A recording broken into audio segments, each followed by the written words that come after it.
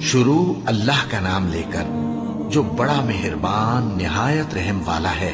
سب تعریف اللہ ہی کو ہے جس نے اپنے محبوب بندے محمد صلی اللہ علیہ وآلہ وسلم پر یہ کتاب نازل کی اور اس میں کسی طرح کی گجی اور پیچیدگی نہ رکھی، بلکہ سیدھی اور سلیس اتاری تاکہ لوگوں کو عذاب سخت سے جو اس کی طرف سے آنے والا ہے ڈرائے، اور مومنوں کو جو نیک عمل کرتے ہیں خوشخبری سنائے کہ ان کے لیے ان کے کاموں کا نیک بدلہ یعنی بہشت ہے جس میں وہ ہمیشہ رہیں گے، اور ان لوگوں کو بھی ڈرائے جو کہتے ہیں کہ اللہ نے کسی کو بیٹا بنا لیا ہے۔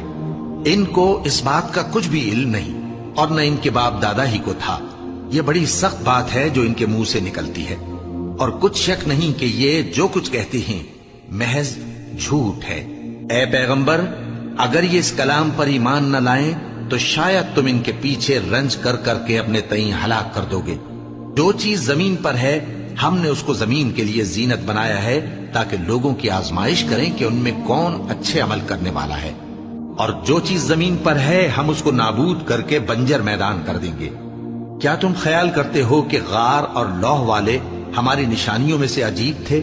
جب وہ نوجوان غار میں جا رہے تو کہنے لگے کہ اے ہمارے پروردگار، ہم پر اپنے ہاں سے رحمت نازل فرما اور ہمارے کام میں درستی کے سامان مہیا کر۔ تو ہم نے غار میں کئی سال تک ان کے کانوں پر نیند کا پردہ ڈالے رکھا، یعنی ان کو سلائے رکھا۔